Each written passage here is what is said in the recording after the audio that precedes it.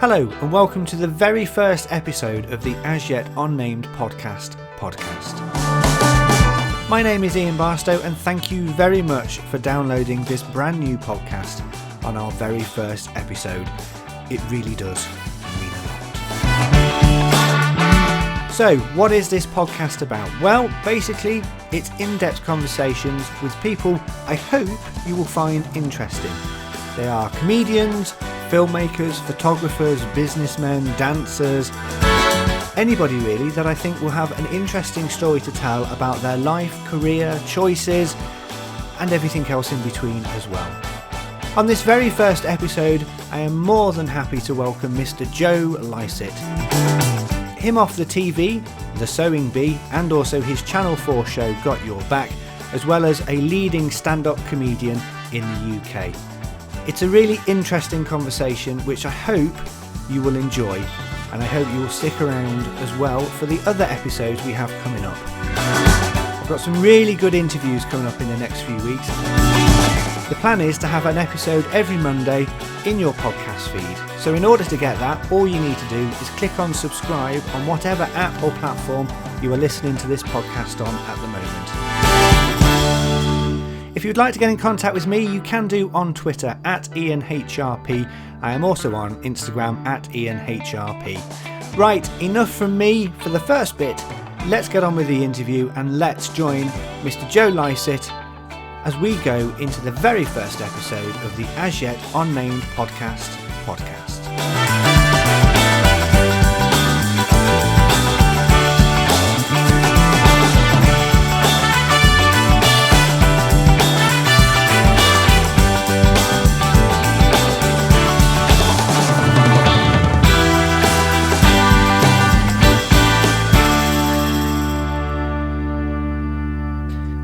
Now, I've got a mic, but I'm just using the laptop mic at this point. Which would you prefer? Shall I plug the mic in? Yeah, if you've got a mic, if it's...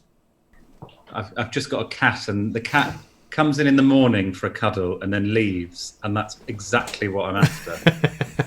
Perfect partner for me. Hello, welcome to this episode of the As Yet Unnamed Podcast. I am Ian Barstow, and in today's episode we are joined by Chortalk Student Comedy of the Year winner, finalist in the BBC New Comedy Awards and nominated for the Best Newcomer at the Edinburgh Comedy Festival, Mr. Joe Lycett. Hello, Joe. Hello, my old friend. How are you? I am very well, and how are you? I am all the better for seeing you. It's been a wee while since we saw each other. Well, it has. I haven't had my free tickets for one of your gigs yet, you see, so that's the... Whenever you want. This is the thing. People, I hate the idea of my friends or family ever buying tickets, but I also would never say, I'm doing a show, come to the show, because I feel like that's weird. So if people ask, I'm like, of course. And if people have bought tickets, I'm always a bit mortified. Yeah, if you ever want to come and see one of my silly shows, you'd obviously be most welcome. But there's also no pressure because they are silly shows. Well, and also you won't be doing them at the moment for however long. That's it. Yeah, there's no shows in the diary at this point. I think I was meant to be doing something this week. Yes, I was, because I was meant to be doing a show in Birmingham because I'd set up a few little Birmingham shows. But yeah, I'm not sure we'll be performing to audiences for a little while. No, it's I was listening to another podcast and they were talking about the cinema and how they're hoping to open cinemas, but they're going to open a 400-seat cinema screen. They're only going to allow 20 people in. Yeah, and you think, which is sort of, I mean, they probably can afford that because they don't have to pay actors, they don't have to pay lighting or whatever. They just have to pay for the projection, which I imagine is all pretty automated these days. But would you want to sit in a confined space for 2 hours while you're watching a film with people you don't know, coughing? Yeah, well, probably not right now. If things slightly ease off, I don't know. But that's the difference with cinema over. I mean, something like stand-up. The whole point of stand-up is that you're very much in a confined space. You're sat next to people. The laughter spreads around the room, sort of like a virus. And if people are sat, 2 meters apart, or whatever, the atmosphere is very, very different. But that might be a good challenge. I don't know. It might be there's talk of doing outdoor gigs because they're saying that sort of outdoors, it's not as effective in the sunshine.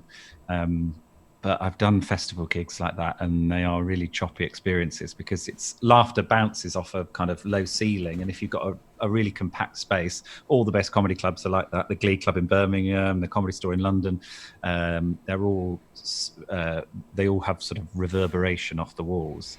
And so I'll be interested to see. There's a lot of comics out there who are going mad not being able to perform. I'm not. I don't think I'm one of them. I think you would. I suppose you wouldn't know if you were going mad, but I don't think I'm one of them. But I think a lot of people are really hungry to find a way of making it work. Yeah, it's a very odd time, and I think it's going to be a long time before we're back to how we used to be, if we ever get back to how we used to be. It's very dependent on finding a vaccine or treatment, but I never thought I'd live through this. I watched, when this first started, I think like a lot of people, I watched Contagion. I didn't watch it. I watched 28 Days Later. Oh, did you? I went down a different route. The zombie one I can deal with, but Contagion, you watch it, and it was probably about 2 weeks before we went into lockdown, so it was starting to get bigger. And you watch it and you think, yeah, that's exactly what's happening. It's obviously that the disease in Contagion was a lot more contagious and a lot more deadly, but the lockdown and the social unrest and all of that sort of stuff, it's like, it's what happens at the end of Contagion? Is there a happy ending? Not overly. They have to wait for a vaccine, and then they have a lottery, and everyone whose surname begins with A gets it first, and then they do a lottery, and it's they had one, Matt Damon's character, they pulled the name out and he went, okay, only another 18 months to stay at home then. Oh god. Okay. And you think, Jesus, no, please don't be like that, we don't want that. It's scary times. So I met Joe probably about 15 years ago ish, I would think. 15. It's been about 15, 14 years ago, something like that. When you joined Hospital Radio Pulse in Redditch, on my Saturday show, you and Mark Harrison. I think you joined about the same time. I think he joined maybe 6 months or so before, because I think I found out about it through him because we went to school together, me and Mark, and so I think he was my gateway to Hospital Radio Pulse. And I remember we had a lot of laugh on that show. Mark used to do ENR, Entertainment News Roundup. That was it. Yes, you used to do a Big Brother Roundup. Oh yes, Big Brother. I that filled many a minutes of airtime. That did. Yeah. So we did that, and I think you went to university. I'm trying to recall. Yes, I then went to. I mean, the timings of it all are quite a blur to me, but I think I did about 2 years, maybe not quite 2 years with you guys there. And it was always on a Saturday, but I feel like there was because you had a Monday show or a Tuesday? Tuesdays and Saturdays I used to do. Yeah. And I remember I only ever came in once for the Tuesday show for some special reason. I remember being like, oh my God, this keeps going. It's like, I used to love it. And I always had a pot noodle when I came in. That was my breakfast. And my dad would drive me there, and then I'd make my own way back on the train, if I remember rightly. I have memories of you coming in. It was either when you were on holiday from university and you were back in Birmingham. And I remember you coming in and saying, I'm going to start doing stand-up. Yeah. And I sort of thought, really? Yeah.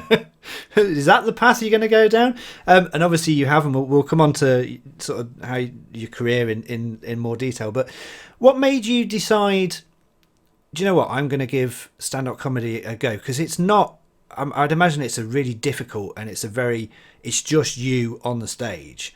So what made you decide that was something you wanted to try? I admired a lot of stand-ups. I loved watching Live at the Apollo, and it looked like a lot of fun, and it looked like a really, I always wanted to show off, essentially, and I was always a bit naughty and trying to push the rules. I don't know if you remember, I used to do little jingles for your programme, and they used to I tried to find them actually. They're probably on a mini disc somewhere, I would imagine. There was something about Anastasia's "Heavy on My Heart" that I did, where I said I want to put something heavy on her head for little, and then it cut just as I was saying. I mean, I had no ill will towards Anastasia. I don't know where that. It was part of some weird character I was doing, I think. I remember there were a few times. And didn't I at one point claim that a certain Christmas character didn't exist live on air? Oh yeah, you probably would have actually. Yeah, a certain and then I watched your face. I watched your face sort of crumble into. We've got so many kids listening. We've broken one of the worst rules you can on radio. So I definitely had like a naughty streak in me that sort of wanted to. That actually the Santa thing. I didn't realise I was being naughty. I just was being an idiot. But I wanted to kind of be a bit naughty and sort of show off. And when I went to university, the first year, so I probably came back between first and second year, and it was that year that I decided, in my second year, that I decided to do stand-up, because I just found doing acting, which is what I thought I was going to do, I wasn't getting any roles. I wasn't very good at it. And I wasn't getting anywhere. And then the radio stuff, I was doing like university radio, but there wasn't any interest. There didn't seem to be any trajectory or any interest from any stations, that would pay me or would I'd be able to make a career out of it. And the more I went to watch stand-up, the more I realised, these guys, they're making 50 quid here and there at these little gigs. And actually there could be a way of making a bit of cash here and doing a bit of, by doing a bit of stand-up. At first, that wasn't the goal at all. It was just to do it, to see how it was.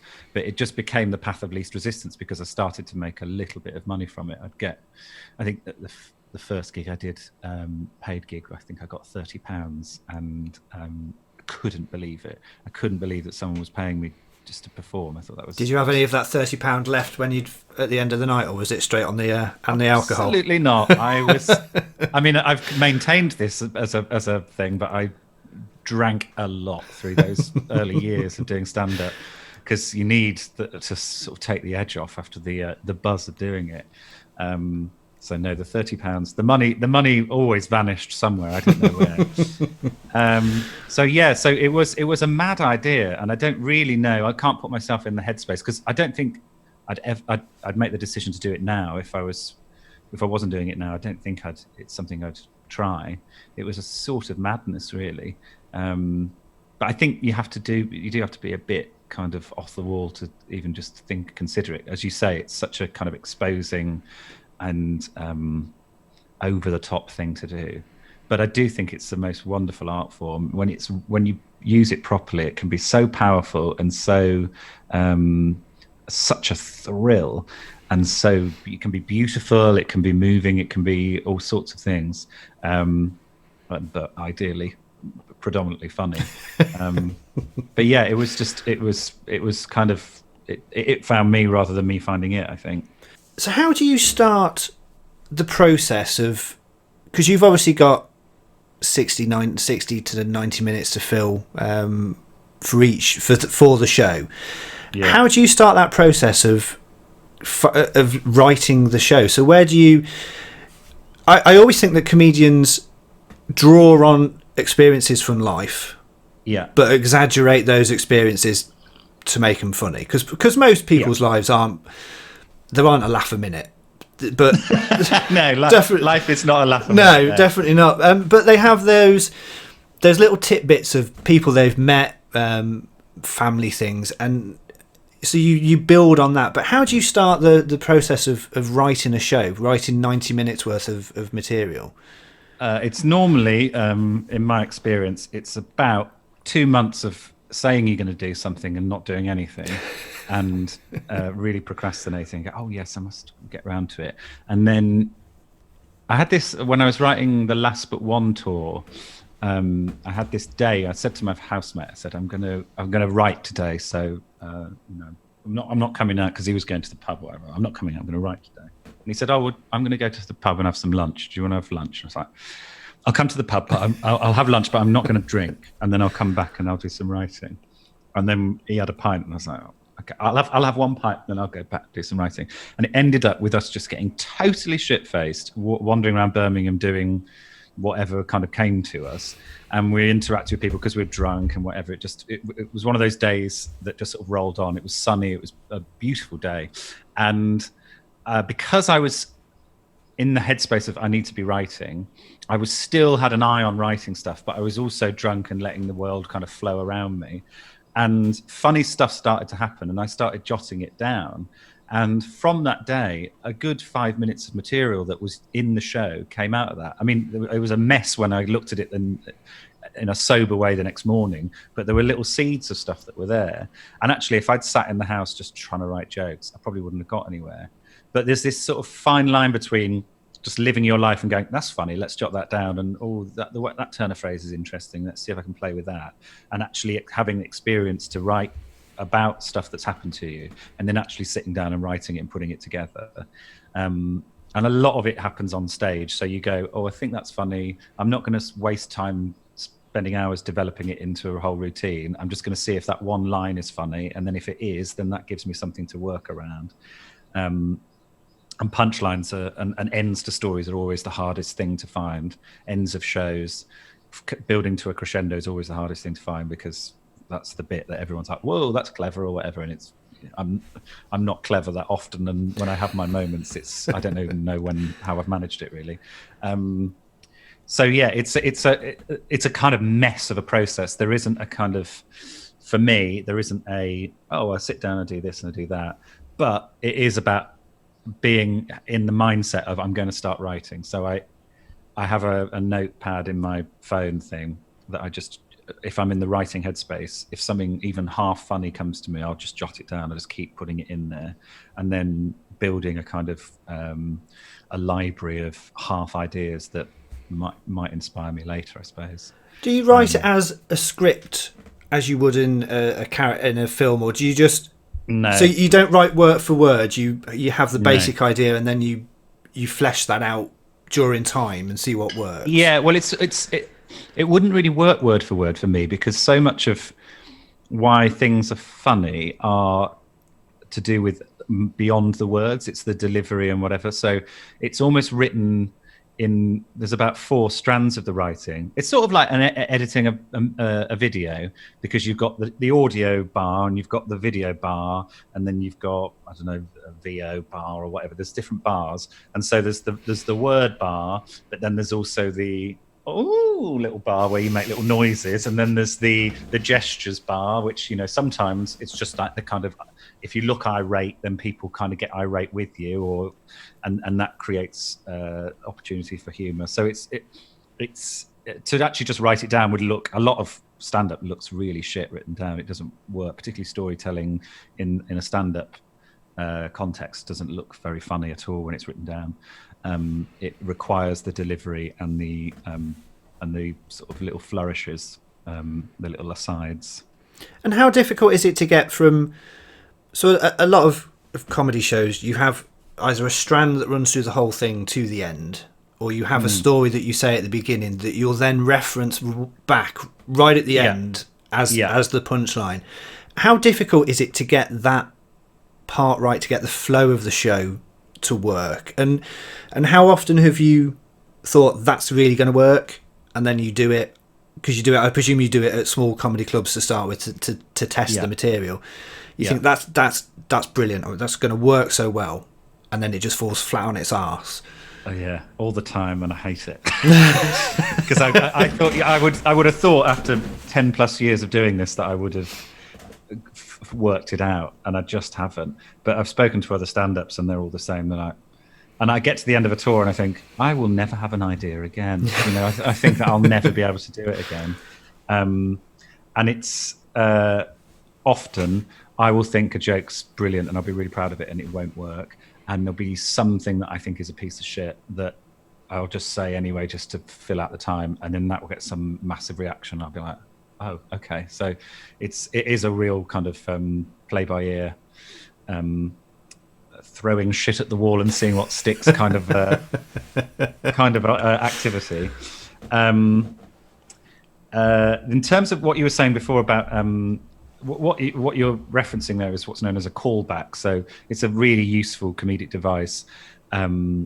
You say something, and it doesn't even necessarily need to be a joke. It could just be a little bit of information that you've given the audience, and then later on in the show you reference back to it. And if it's done effectively, it can be really powerful and really funny. And it's because one, the audience has had time to forget it, so it's a surprise to them, and a lot of comedy is surprise. But also, it's the fact that they think that they're special as an audience because they were like, oh, if you hadn't been here earlier, you wouldn't understand that. And so it makes them feel part of the kind of the tapestry of the show, that it's integral, that they paid attention. They're rewarded for their attention later on.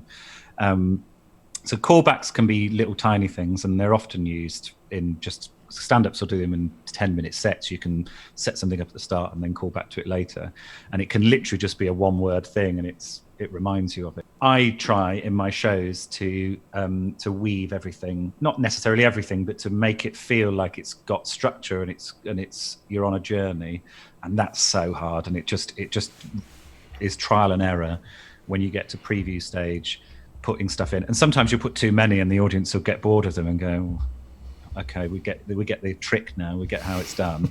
And it's just about putting little bits in there, and not too many, and not overusing that tool. But as I say, if it's used well, it can be a real got ya. It's nice.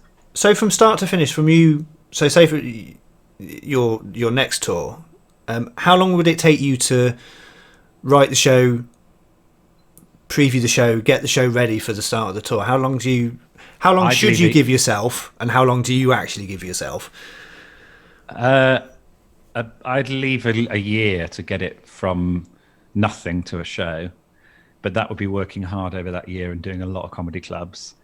I've just had this just before lockdown. Actually, I had this whole debate because my management were very keen for me to go on another tour, and they thought it would be, and I'm keen to go on another tour because I miss doing touring. And so we started to book in these dates, and we were going to go on sale in April, actually. And also the management had decided that they think I can start selling arenas, which I was like, okay. So we penciled a few arenas, which, I mean, just thinking about it now makes me want to shit myself, literally just shit everywhere. Because surely it's a different style, is it? You've got to be bigger, and you've got to be more grand with it. Yeah, I've done a few support dates for Jack Whitehall in arenas, and actually, like places like the Nottingham Arena and Birmingham Arena they're big, but that you can create a level of intimacy in them. The O2 is an unbelievably big room, and you essentially are on television, and you're just watching. Because you say a joke, and then you have to wait for the sound literally to get to them, and then you have to wait for them to laugh, and then the sound of the laugh to get back to you, all whilst shitting yourself because you're on stage at the O2. So it's. I know a lot of people who've done little gigs at the O2, and they very rarely enjoy them. So we hadn't penciled the O2. I think we penciled Wembley. It's all ridiculous. That's mad. Is that how mad is that mad to you? It's all mad. And I said in the meeting, I was like, this is all mad. And then I left the meeting, and I just didn't feel right about any of it. I just felt like I can't write a show in the time frame. We were going to go on sale in April, but not go. The tour wasn't going to start until the end of this year, I think, or even the start of the year after. I can't remember the exact dates, but I remember looking at it and thinking, I've also got to do other stuff in that time. I'm contractually obliged to do bits of telly and stuff in that time. I just thought, I'm not going to do myself proud here in the time frame I've got, and I'm also still not entirely comfortable with the arena thing, and I don't want to rush that. If I'm going to do it, I want to make sure I've got something that's good enough. I mean, the show should be good enough for one person in front of you. It doesn't matter how many people are there, but it seemed I wouldn't want to waste the opportunity of doing an arena and not have something fun to do at it. I don't know, do some big prop or use drones like Drake does or something. I don't know, something. I wouldn't want to waste that. And so in the end, I just I just said, and for now, I don't want to do any of it. And it was quite a massive decision, really, because everything was sort of penciled. And my agent was really good about it. My manager was really good about it. But I could see her sort of going, okay, what? So let's go back. So we'll come back to the comedy side of it. So you are Birmingham born, still live in Birmingham, don't you? Yes, speaking to you from Birmingham. From good old Brum. And you're a family of how many? So you're... I've got one sister, one older sister, yeah. And is there many years between you and her? 3.5 years. Okay. Yeah, not quite half. She's not media or anything? She's a dance instructor. As one of her, she does lots of different things, and she's really got into sewing in the last few years, and is a brilliant sewer. She makes really lovely clothes, but she's not. She's not secretly on the sewing bee, is she? And you haven't told anyone you're related. No. She would. I think she. Well, she gets a lot of praise about her sewing, and so I think she would really enjoy being on something like the Sewing Bee. But she wouldn't want to be on camera, and she also would not be allowed anywhere near being a contestant on that show as a result of me hosting it. Sorry. Obviously, you identify yourself on, and you have in past interviews and stuff as bisexual or pansexual. Yeah. So, obviously, myself as a raving heterosexual, God no, definitely not, raving homosexual. How did you come to sort of realise who you were, and how much of a struggle was that for you, sort of personally, to go? Because I know from past experience, the coming to terms with who you are yourself is the hardest thing. The second hardest thing is telling people. But when did you sort of, it's a horrible question, when did you know? I know people ask that all the time, but when did you sort of realise that actually I'm this or that? I have a question. Was I in any way out when we were doing the radio stuff? I don't think so. I don't think so. I think we were two closets. We were two people in the closet when we were doing the radio. Two little closeted boys. This is the thing. It's not been that long. I mean, it has, but it's not been that long. But when we were in the closet, it wasn't an environment like it is now, where it would have been like massively celebrated, and there were loads of people that. Cultural references. I mean, probably back then there was Graham Norton, Alan Carr, Paul O'Grady, Sue Perkins. Is that it? Yeah, probably, yeah. There were probably more like historical, and there's not that many now, to be fair. But it just definitely feels like there's been a real change. I felt like it actually went really one way, and actually people were so like brilliant, great, and whatever, and it's sort of started to go back the other way, and rights are starting to be impinged again. It wasn't as clear for me as kind of knowing like, oh, this is it, because there was a moment. I remember being in the bath when I was probably about 12-ish. Thinking about being attracted to other boys, and thinking, well, I must be gay then, and then that was it. Like there was no, I didn't even know that bisexual was a thing, so I just was like, oh fuck, at some point I'm going to have to come out, because I'm clearly a massive puff. And then I think I did come out as gay at school to a few people. And then realised really quickly that wasn't me, and I was still attracted to girls. And I think I started to read up about it a little bit more. And so the bisexual thing was at university. I think is when I sort of really, or late school.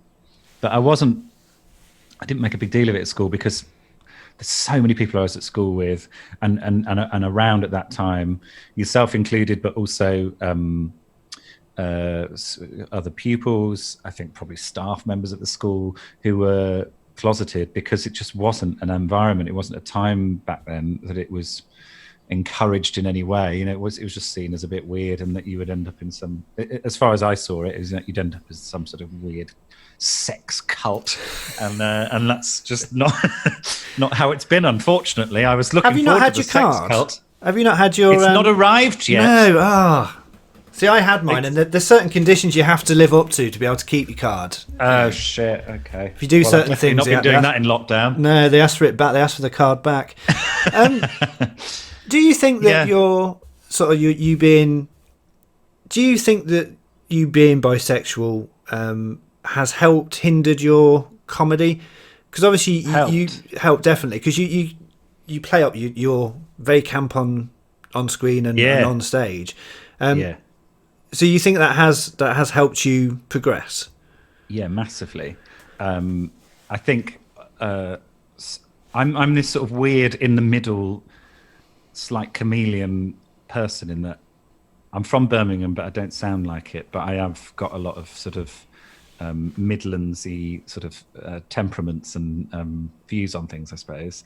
And I like working class attitudes to things. And there's a brilliant stand-up based in Birmingham. She's actually from Manchester, near Manchester. I'm not sure exactly where. Called Barbara Nice, and I was talking to her about posh rich people, and she said they don't laugh like us, and I loved that. Like they don't. They don't. No, they don't. You know, when you go to posh towns, very sort of conservative towns, that audiences, particularly like old rich men, don't laugh very much. You would think they would have lots to laugh about being rich, but turns out they're not very happy. And so I'm sort of I can play up my sort of posh side, and I can talk in a posh way, but I can also talk about real sort of things as well. And so I am sort of I would describe myself as upper middle class these days, but probably came from a more kind of middle lower kind of. I'm not straight, I'm not gay, I'm somewhere in the middle. Not fat, I'm not thin, I'm not I'm sort of all over the place. I'm definitely white. There's no getting around that one. The palest boy going. But I think that's been really useful, because it gives me lots of ways of appealing to audiences. It makes me, as I say, a bit of a chameleon in terms of what I can talk about. I can get away with talking about things that I've been developing this routine about, because I'm so camp on stage, but kind of talking about actually how I am, attracted to women as well. And I sort of go into how much I love smashing pussy and using like those sort of aggressive, very laddie terms. Lads. But from this sort of camp persona, and it's really effective. It's really fun sort of playing with that sort of those two characters. So I think it's been nothing but helpful, and particularly in the time when I was coming out and when I was emerging, there weren't any bisexual stand-ups around. There wasn't anyone else doing that material. They weren't talking about it. So I had all these this whole field of material that I could sort of harvest. I remember my opening line, which was very very useful for a long time. My opening line was I'm not gay, I'm bisexual, which means you're all at risk. And that was always, or if I was in a late night club, I would go, which means I can and will fuck all of you. And it was always a really useful opening line, because suddenly you're like, whoa, like it's a big kind of statement, and you're interested, you're laughing. It was an effective. Did you look at the front row and sort of just say it at one particular person? You thought, actually, they're quite attractive, I'm going to aim at you. Yep, you got me down to a T there. But it was such a useful thing. So for me, I suppose God knows what my life would have been like. I was thinking about a lot of my friends I went to school with, they're all lawyers and work in, so they do lots of different things, but they all work in offices, a lot of them, and the ones that aren't in the NHS or whatever. And I just think that sort of lawyer, shirted world is not one that is open to camp or flourishes of character. It's all very get behind your desk and make money. Oh, do you know, I will play up to that. When I'm in the office, I'm office based, and and I will play that card. Great. Definitely play that. I suppose people in offices like that. This thing, I've not worked in an office for years, so I don't really know. Do they, because times have moved on, 10 or so years ago, they'd just take the piss out of you and you'd probably end up massively depressed. Now, are people a bit more nervous about kind of taking the piss because they feel like, actually, they're rambling into homophobic territory that they don't want to be accused of being homophobe? Yes, and then when you jokingly say to them, "Did you just say that?" Because it doesn't, not very much offend, because I know the people so well, not very much that they will say will offend me. But when you suddenly turn around and go, "Did you actually just say that?" You can just see them suddenly go, "Oh shit." What have I just done? HR. Yeah, and it's like, right, HR.com, here we come. It's useful though. It's a nice little thing to have, isn't it? Because you could go ridiculous and sort of literally anyone saying anything disagreeing with you in any way. But, well, that's homophobic. Yeah, is it because I'm gay? Yeah, this is because I'm gay. It's really useful. It's brilliant. Where were we? The gay card. The gay card. When did you come out? I was a late. I was 30. About 32, something like that. And had you known for a lot longer? Oh, I'd known. I knew from an early age. It took me a long time to sort of admit to myself that I was, and then obviously dating, online apps. The amount of times I said to my mum and dad, "Oh, I'm going out with friends."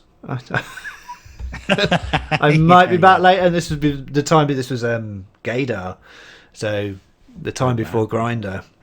Yeah. What an era that was. Oh yes, time before Grindr. I know, but I was staying away at weekends at my partner's for probably about 3 years before I came out, and then it just got to the point I'm just like, do you know what? Don't be so bloody stupid. Just go and just say to mum, and literally she was sat on the computer in the other room, and I just walked in and told her, and it was like, it is a massive weight off your shoulders. Oh yeah. And I've had this discussion with people before, and it's like, if you're straight, you don't have to do it, and you have no idea what pressure it puts on you because you hide that fact. And if anyone says, I remember someone at the radio saying to me, they looked at the CD case and they sort of said, "Are you gay?" And I was like, "Oh, no. How dare you?" And it's strange. I think everyone probably knew, but you always have to do it in your own time. Yeah, the thing is, well, maybe people did. I don't think I ever sort of, when people are super cab, you kind of do suspect a little bit, but most of the time I've got a terrible gaydar, and there's people that, as I said, lots of people I went to school with who I found out are gay. I'm like, oh my god! And particularly there's one lad that I was at school with who was so fit, and he was, and probably still is, quite mask, and had a long-term. I think they got engaged, or they got close to it. Had a long-term girlfriend and was with her for most of his 20s, and then just one day was just like, I'm a full homosexual. Not even half interested in you. I don't know what I've been doing for the last 10 years. And then I met his boyfriend in a gay club, basically, and I think it was his boyfriend. And he was like, "Oh, you know my boyfriend so and so from school?" And I was like, "Sorry, what?" And he's like, "Yeah, he's gay." And I was like, "Oh my god! Like, I wish I'd fucking known. Would have tried harder. I just thought he was so straight." And it's fascinating. Like, I do think, we grew up, and you were that little bit older than me as well. I think it wasn't chill to be gay, and it's so important that we make it chill for future kids, so that they don't even have to come out. Ideally, they don't even have to say it. They just be. It would be such a day. I remember when Tom Daley came out, and it was it was such a thing that the people were saying, well, he shouldn't have to, or why is he saying that? Mainly straight people saying that, and you think the reason that it is still a big thing is because people in public eye, it's still there must be hundreds of sportsmen, sportswomen, people in TV, people in films that are gay, bisexual, whatever, and until they can come out, until a gay Hollywood actor can come out and still get roles as a straight action man, until we get to points where a footballer, Premiership footballer or top league footballer will come out, you've still got to fight that. You've got to fight that band. You've got to fight that drum, and you've got to shout about it. Yeah, and it is. And the thing with Tom Daley coming out as well is I remember it. There was so much fuss about it. There was such a lot of noise and such a lot of pressure on his shoulders. An amazing thing to do, and I really recommend actually. There's a podcast with his partner Lance Black. Are they married now? They are, aren't they? His husband, Lance Black. Husband, with Susie Ruffle, who's a fellow stand-up, and she supported me on tour once, and she's got a podcast called Out, where she interviews people about sort of their coming out. It's a tiny bit to do with their coming out, but more in general, just sort of LGBT stuff. And Lance Black and his story, but also just the way he talks about it, is really inspiring. It's really well worth a listen. And precisely what we're sort of talking about, this.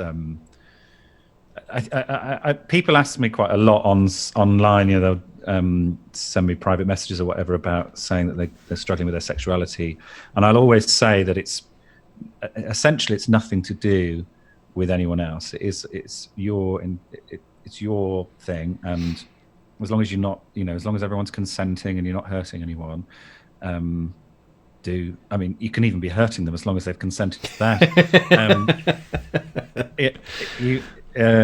It's nothing to do with anyone else. But if you do want to shout about it, bloody shout about it, because there are people that want to hear it, and there are people that need to hear it.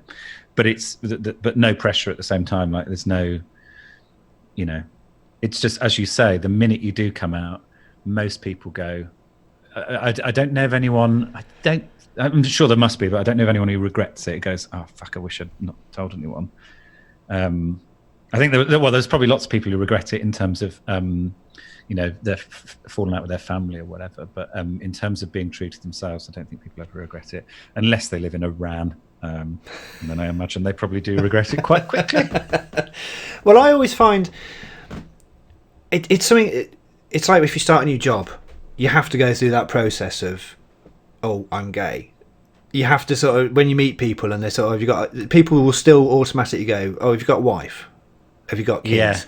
Yeah. And it is still that thing, but it is much better now.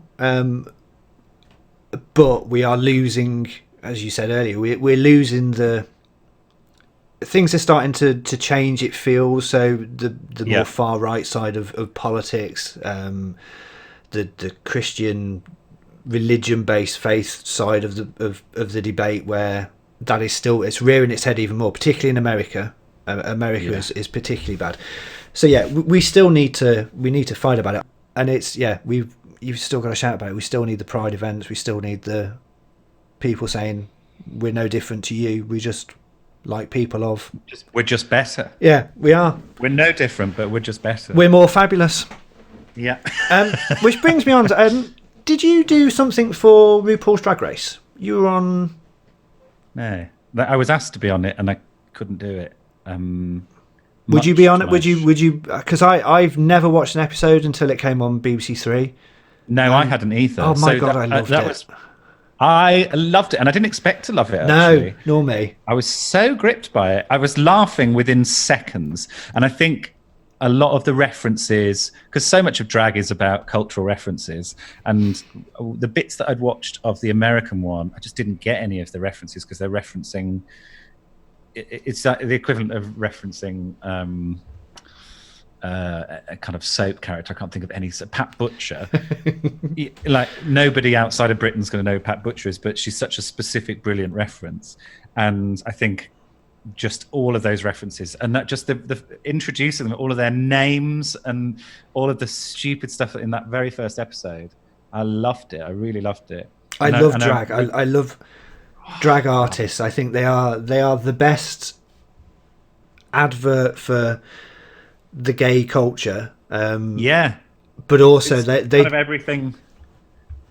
Well, everybody loves Paul O'Grady and Lily Savage, and before him, and it is that thing where people think they're happy with the drag artist. But I love, if you ever go to a gay club and you've got a good drag artist that will rip the piss out of anybody and everybody and get away with it. It's fabulous, absolutely fabulous. It's so fun. And it's so creative, and I mean, it's so beautiful as well. I spoke to Alan Carr about it because he was a judge on it, wasn't he, for the last series? And he said that they must have done something really good with the camera filters or something, because a lot of those outfits were absolute dog shit in real life. I'm sad that I didn't get to be part of it last, and I wasn't. I think originally they asked me to be a guest judge, and then I think they got far higher profile people than they were expecting. So then I was sort of asked to do something else, but it all just fell on dates that I couldn't do, and But actually, I'm so glad I wasn't part of that, because hopefully we'll get to do something with it later down the line. But actually, I won't mind not being part of it, because I just love watching it and being a fan. I am like a fan of it. I don't think I'd ever watch the American one. I think I'd just stick with the British one. Well, you might have to wait for a while, because I know they were mid-production when lockdown hit in, so everything just stopped, unfortunately.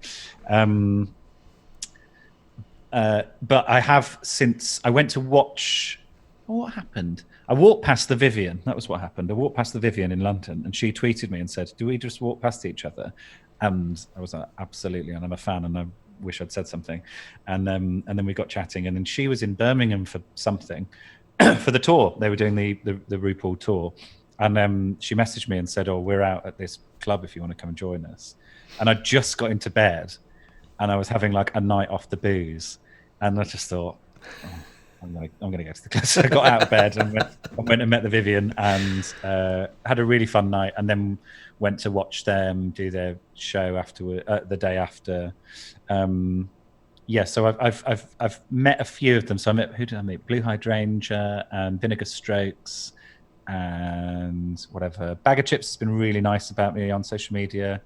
So there's a kind of mutual love between me and some of the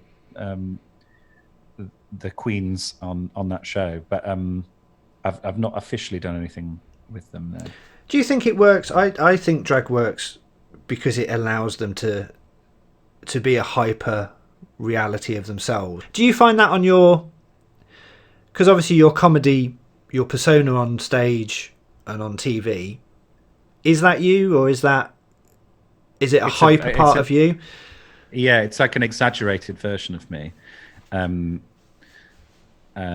Sometimes when people meet me, they're like, "Oh, you're not really like you are on stage." I think, can you imagine if I was like I'm on stage in real life? It'd be exhausting for a start.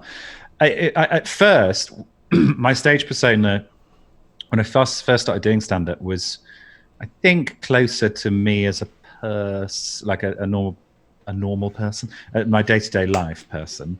And then as it went on, the two sort of separated a bit. But just as I've got older, I've just become a quieter, calmer person in general. I think that naturally happens. And then I do just sort of turn on this sort of side of me. And I can do it, particularly if I've had a beer. I can do it in real life, particularly if I'm down the pub or whatever and I've had a drink, and I can suddenly be in that zone. But it's quite useful to have a little box for it and go, "Oh, that's my performing Joe, and he's over there." And it is a form of drag. I have actually tried drag, and I'm developing a drag thing, and it's something I've ordered all the makeup, funnily enough, on lockdown, because I was going to do a drag thing in this month, a tiny little thing, and I was going to dress up for it, but I was going to get my friend to do my makeup, and I thought, actually, I'd like to learn. And I've got a friend who's a makeup artist who's going to do like a Zoom chat with me, and she told me all the stuff to get. It's so expensive, all the stuff you have to buy. Well, it's the dresses as well, isn't it? The dress, I mean, it's not something you can do on a shoestring. I'm sure you can do it on a shoestring, but there's so much stuff involved with it. very pleased with my drag name. Well, I've got two. There's Nigella Farage was the first one I came up with ages ago. But Greta Thunberg is the one that I think I'm going to go with because I'm just so pleased with that. But it's all, all performance. What is it? Rue says, we're all born naked and the rest is drag. Did you expect the reaction you got when you changed your name to Hugo Boss? And how much do you regret doing it? Because I think you've changed back now, haven't you? Yeah, I have. No, I don't regret it at all. If anything, I regret changing back to Joe Lycett. I didn't expect anywhere near what happened. Because it was everywhere, was it? It was in every website, newspaper, radio show. It was global. It was... I got requests to do... I didn't do any of them because we were so busy making the show, and we didn't want to overdo it. So we didn't want to kind of make...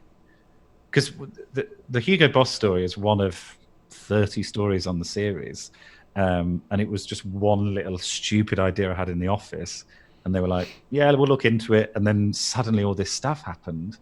But we didn't want it to detract from the other stories because we've done some really good work on the series, and we didn't want it to be like everything is Hugo Boss related. We didn't want to over egg it, which is sort of why when I think about it, it's the right decision to have changed my name back for a lot of different reasons. But for a while I thought, what if I just never did? What would that look like? But I think I realized that it would give them they're not going to back down from their position. If they were going to pay the brewery the money that they owed them, they would have done it by now. They would have done it when the heat was really on them, when it first happened and there was all the press and whatever. Their policy has been to just ignore it as much as possible. They tried to sort of seem like they were cool at one point, and it just didn't really work for them. So they've gone back to just being silent. But the thing still lives on beautifully because every time they do any tweet, any public thing, I think just yesterday they posted they'd done some new line with Liam Payne. And all of the replies are, other than uber fans of Liam Payne who are like, oh my God, you look amazing. They're all like, have you consulted Joe Lycett about this? It's all asking about me, which must be so annoying. Months later now that's what happens. And it's so satisfying that that's what's happened, because that's exactly what we wanted to do. We wanted to expose them. We wanted to show the world what they're doing. And fucking hell, we did it. Jesus, and they've if anything, them not paying the brewery and whatever, it's not great because obviously you want the breweries to get their money back. But if anything, from a story point of view, it's perfect because they just continue to look petty and like dickheads. I'm absolutely thrilled with the whole thing. Did you have to go through the whole process of changing? So you obviously did it via Depol. Yeah. Did you have to then go through your bank, credit cards, bills? Yeah. So you had to change it all, and then now you've had to go back and say, oh, by the way, I've changed my name again? Basically, yeah. I didn't do everything because a lot of places wouldn't let me do it because of the signature. So the signature that I chose for my new life as Hugo Boss is the word Hugo Boss, but the U of Hugo is a lot longer than everything else. It looks like a cock and balls, basically. And apparently, according to the DVLA, that is not acceptable and would be deemed offensive as an identification document. So I never managed to change those key documents, which are then the ones that a lot of the banks and whatever need proof of those sort of documents. So it never. So you did Epic Win. I can't see anywhere. Do you not talk about Epic Win? I'll talk about it. It's what it basically. I remember during the filming of the first episode, I was walking from one side of the set to the other mid through the first record. I just changed from my whatever outfit I was in into some other ridiculous outfit, and I remember thinking, I've totally fucked this. I've ruined my life by saying yes to this.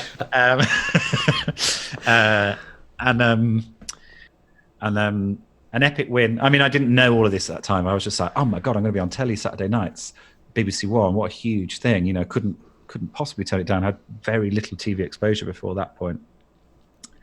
And just as I was filming it, just thought, this is, and actually the more TV I've done, actually it wasn't probably that bad. Like, it was, Alexander Armstrong's a brilliant host, and there are lots of really good elements to it. Having Mickey Flanagan as a regular is a brilliant shout. It was kind of wacky and bonkers. I probably wouldn't hate it, but at the time, you know, I felt like everyone that I had ever known was watching it, and everyone was thinking, well, Joe's fucked it. You know, I think that was how I sort of felt about it. I managed one episode. I'll be honest. Yeah, well, that's it. You know, and so there is a sort of slight kind of a wince when I think about it, which isn't fair really to all the brilliant people who worked on it, and how, you know, lots of smart people went into making that show, and, you know, you don't always get them right. And I don't think it rated that badly. I don't think people hated it. I think people were like, oh, is this all right? You know, God, I was glad it didn't get recommissioned. And I'm glad that it sort of, I changed managers at that time, not from any, I didn't fall out with the previous one. She actually changed careers, but then my new manager was like, this hasn't damaged you. It hasn't helped you. It's just a kind of thing. It's like, you've remained exactly where you were, essentially. You will still be able to work. Well, and now you've got you front your own show on Channel 4. Joe Lycett's got your back. You've got the Great British Sewing Bee, which is now on BBC One. Was the move to BBC One always planned, or is that something because of COVID? They had stuff to fill. It sounds bad, but they had time to fill, so they thought, well, what can we move over? Yeah, to be honest, I don't know on that one. I think the last series rated so well for BBC Two. This is, I think, and I might be speaking out of turn here. I don't actually know if this is how it works, but from sort of people that I've spoken to at the BBC, BBC Two is this slightly poisoned chalice if you take over BBC Two, because you can develop a show and get it to where people are loving it and watching it in their millions, and then the BBC bosses basically go, okay, we're having that, we're putting it on BBC One. You're like, oh, I nurtured that, and now it's like Line of Duty, the Race Across the World's moving to BBC One, I think, next year, was it on BBC One this year? Yes, it was, wasn't it? It was on BBC One. So yeah, they do seem to pick it. So, but I don't know whether they. I don't know whether they went. It was a last minute decision, because they already had a TX transmission date for it on BBC Two, and then they changed it so that it was already penciled and ready to go. But whether they just went, they watched it and went, this is a great series, it should be on BBC One, and it rated so well last time, and they just made the decision then, or whether they were like, oh, because of Corona, we've lost this show, so we need to fill it, or I don't know. The kind of politics that went into it, and I imagine there were lots of meetings and all sorts that went on. So I don't know, but it's been really well received on BBC One. People were really enjoying it. Is it about? I tend to look at ratings. I'm a bit of a geek like that. I think it was about 6.5 million on live transmission. On the first one, yeah, and then there's always a bit of a drop. But they're all consolidating at about, which consolidating for non-TV people, non-TV ratings geeks, is you have your overnights, which are people actually watching live, which I think is still done by literally people who have a box. I think it is, isn't it? They put in what they're watching. There's a few thousand people who've got these boxes, and they say what they're watching. So it's very kind of primitive way of doing ratings, and then they do their consolidated, which is about a week or so later, and that is all catch up, people that watch it on when they play repeats out, that kind of thing, and it consolidates consistently at around 6 million, which is crazy, mad for a show about sewing, essentially. Is it by the same people that made the Great British Bake Off? Yes, it is. I thought it was, and they made the pottery show as well. They are very, very good, and it's similar crews that work on all of them. They're very, very good at making those shows. And God, I mean, the hours that go into it. Sometimes you're sat there and you're like, I know that we've been here for 20 minutes and they're going to use 5 seconds of this, but they need their footage to know that they can tell the right story and make sure everyone's represented correctly and whatever. And sometimes you're like, I feel like we've got it, and they're like, can we just do Just do a bit more on that. Oh, okay, fine. I'm being paid very well. I'll just shut up. Yep. So how long do you? Is it filmed at weekends? So No, it's filmed. The last series was filmed over about 2 months, and it's 2 days per ep. And they're long days. You get in about 6:30, and you leave sometimes 9:30. Blimey. With an hour for lunch. And you have to wear the same clothes for 2 days. Yeah, same clothes, 2 days. It's an intense job. Well, it's intense in some ways in that it's like, when you're there filming it, you're there all day, every day. But it's 2 days on and then normally 2 days off. There was a couple where there was only a day between, which was fine for me because I just slept that whole day. But the sewers have to come up with the new stuff for the next episode and whatever. It's relentless on the sewers. So they filmed that over 2 long days, which when you think, it gets chopped down to an hour-long program is a lot. But they make a great program. And Bake Off's the same. I mean, they're just all so well pitched and so... people love them. They make good telly. Well, it amazes me that you would never think a show about baking would work, and it's a massive show. And you would never think a show about sewing would work. I've got no interest in sewing at all, but because I don't really care about the sewing. But then if they make a mistake, you still sort of go, oh! Yeah. And it's like, why am I doing that? Someone's sewing a jumper. Yeah. It is extraordinary, how invested and they don't manufacture that really. That they do. There are moments when you're in the sewing room and you're like, oh god, she's gonna fuck that. Oh, she's fucked it. You get really invested in it. It is. And when did you finich filming? Ages ago, like nearly a year ago. We've finished. Oh really? Like September. Blimey. It takes them 10 weeks per episode to edit. No, 10 weeks. Yeah, so they have different teams on each episode, and it takes them each 10 weeks from start to finish. I'd imagine that if you've got 2 days of footage. And how many cameras? 5 cameras or something like that? Probably 10. 10 cameras. So you got 10 cameras, 2 days of footage per camera.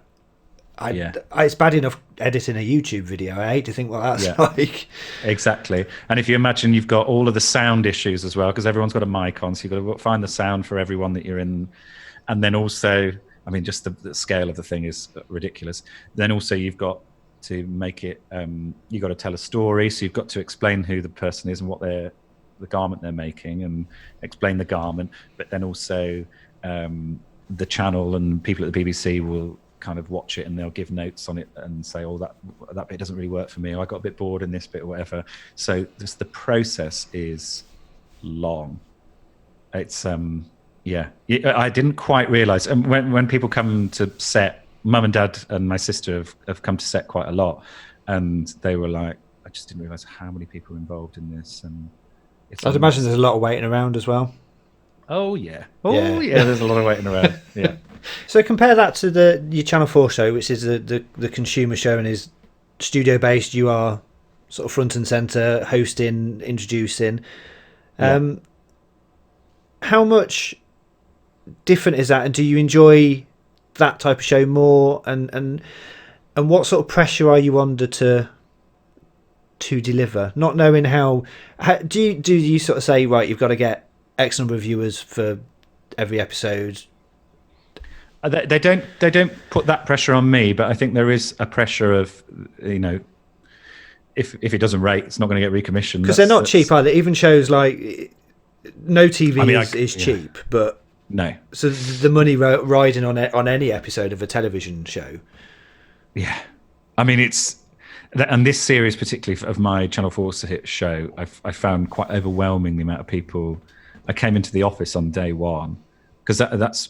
My agent said to me that she's had a lot of clients. She's got Jimmy Carr and Sarah Millican, and she used to have Jack Whitehall and Frankie Boyle. She's had a lot of high-end, high-profile clients a lot of them have hosted their own TV show. And she's like, none of them have done a show that has required as much of them. The Channel 4 series that I make is, because it's both a studio show and a kind of real life journalistic program, but it requires writing and ideas and paintings, and there's all sorts that goes into it. That it's a 6-month job. The series took me about probably just over 6 months, and it's so intense because particularly the on location stuff, you have to really rehearse it, and you have to be there for maybe a day before. If we've done stuff in Dublin and all over, and you have to be open to the thing not going, because you're jumping out at CEOs and surprising people. Sometimes they don't show, and you have to kind of go, oh, can we do this or whatever. I remember there was a story we did about Hermes, who was selling parcels at auction, and in order to kind of deliver our findings, the plan was for me to be delivered to the CEO of Hermes in a big box, and we got to the point where we got through security. The box was literally outside their office. We couldn't get it in because it's too big, and I'm in the box with an earpiece and can hear outside that they're saying, oh, he's not in today. And then there's a discussion with the office back in London, and they're going, he's not in, as in the program's office. They're going, he's not in today, but they're about to get him on the phone. Do we wait until another day? Like, can we come back tomorrow? Have we got the budget to come back tomorrow? Have we got the crew to come back tomorrow? And I'm sat there in the box with all this going on in my earpiece, thinking, I'm sat in a fucking box here. I could have just done a panel show, and why am I bloody in this box? And then we got him on the phone. So then it was like, well, we'll get him then. And I did speak to him and whatever, but that, you know, we would have ideally gone back and got him face to face, but we had to film something else the next day, I think. And it's so intense, it's so involved. And then the studio is such a full-on thing as well, because that is a live gig, but also you've got an interview aspect, and you've got all sorts of other things, earpiece, auto cue. It's a real intense thing hosting a studio show.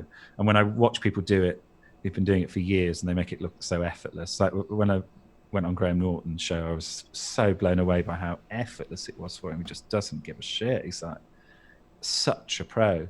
And I'm really new to it, really. And it's such a skill. Do you enjoy it? Do you enjoy that? Do you enjoy the experience and the filming and of TV? Half of them I enjoy, and then half of them I come off and go, I didn't get that bit right, or that wasn't as funny as it could have been, or I didn't seem that interested when I was interviewing that person, or like, you know, you kind of really, there's so much to take in and absorb that it's, as the series has gone on, I found it easier to watch going out, because at the start I was just watching it going like, I know what my inner monologue is when I'm hosting it. It's going fuck. It's like, that's essentially what's going through my head at the whole time. And most people watching it is just watching a man hosting a TV show, so I get away with it. But so where do you see yourself? Are you wanting more TV? Not acting, so I don't think, as you said earlier, acting isn't something. Well, here's the thing. It's a tiny thing, and I'm not sure. Fuck it. It is only a tiny thing, but I did occasionally, like an offer, not an offer, like an audition will come in and say, oh, can you film yourself, or can you record a bit of voice or whatever? And I'll do it, and I always never get it because I don't think I'm very good at acting. I did an audition for an American new animated series in America on it's on comedy, the Cartoon Network, and I got it, but it's only in one episode. But my role, so this is, I've not done anything, I've not acted, and I've not done anything in America. And my first acting job and my first American job is playing a talking foreskin.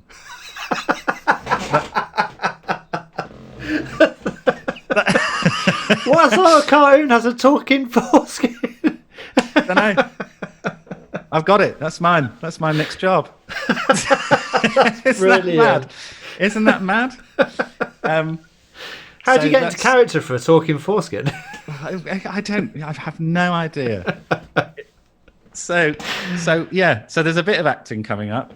I don't really know. I'd like to do a little bit more of the things that I'm doing currently. I'd like to do a bit more of saying, be a little bit more of Got Your Back if they will recommission and they'll have me, because I don't feel like I've fully kind of got my feet under those projects. But I also am keen not to overdo any of it. So I'm not sure in 10 years. I think if I'm still doing both of those shows in 10 years, something's both gone wrong with me and the public. I think we should all be bored of things after that. Do you want to do radio more? Because you've filled in, you've done some stuff on Radio 2.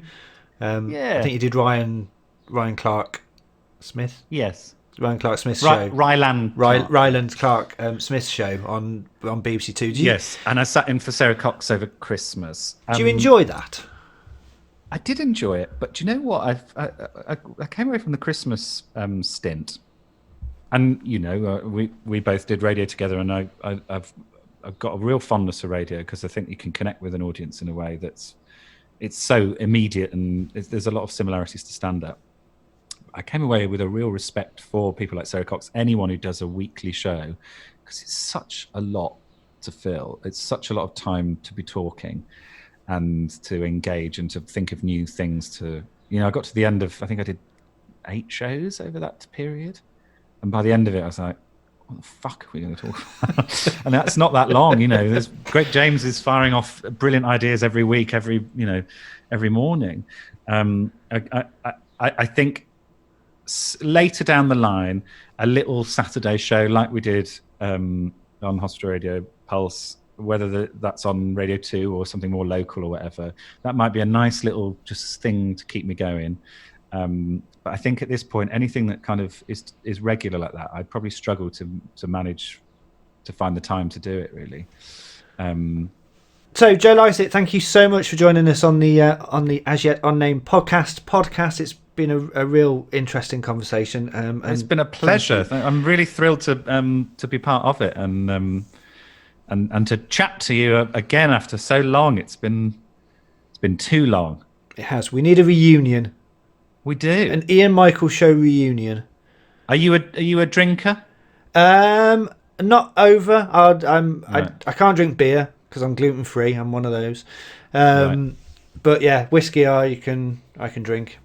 Okay. And I notice your drink. There's no pressure to drink, but I just in lockdown I'm getting shit faced all the time. Well, I can see bottles of. Oh yeah, this has become like this is a drinks trolley that I got, and I forget that it's in the background of things. And what did I film? I filmed something on the other side, and you can see loads of bottles, and all the tweets are about bloody Joe's drink trolley. Yes, I'm getting drunk. What else is there to do? You and the cat. Yeah, the cat's trashed. So, Joe, thank you very much. It's been a real pleasure, and we will hopefully see you out on tour very, very soon, or next year, probably now. Who knows? And the Great British Sewing Bee continues on BBC One as we record this. I think you've probably got about 5 episodes left. Yes, you're probably right. Something there, like that, isn't there? But you'll be able to watch that on Catch Up and iPlayer. And also Joe's Got Your Back is on Channel 4 at the moment. Right. It is, yes. We've got 3 more of those. I should know how much on telly I am. Yes, but it's all on 4OD. And no, it's not 4OD. It's all 4 now, isn't it? Yes, all 4. And iPlayer. If you want to watch it. If you don't, I won't be offended. They've paid me. I have the money's in the account. Taking the check, I don't care. Yes. See ya. Joe, thank you very much. Thanks, mate. My friend Paul, who's a barber, he's going to Zoom call me, and I'm going to shave my hair off. This was done about an hour before we started recording. I brought a set of clippers. That's great. Looks good. The back is a bit scraggy because I couldn't get. You try cutting your hair in a mirror. Having a mirror, holding a mirror behind your head and watching the mirror in there, your hand's all over the place. Oh yeah. But yeah, it's a bit of a. It's better than it was. I can't stand long hair. It's like, ugh. No, well, it's just really annoying me now, and I have to wear this hat the whole time because it just is a mess. So I'm looking forward to just getting the whole lot off. Yeah, there'll be a lot of people with shaved heads. Quarantine haircut.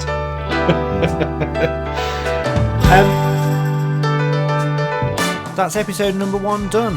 Thank you to Joe Lycett for joining me for the very first episode of the As Yet Unnamed Podcast. I hope you've enjoyed it and I hope you found it interesting. Joe is a really good stand-up comedian and is having great success, and I am more than happy for that. He's a really nice bloke as well, and we had a lot of fun when we were doing our radio. So thank you to him again for agreeing to join me on this podcast. I hope you enjoyed this first episode, and I hope it's whetted your appetite for what's to come.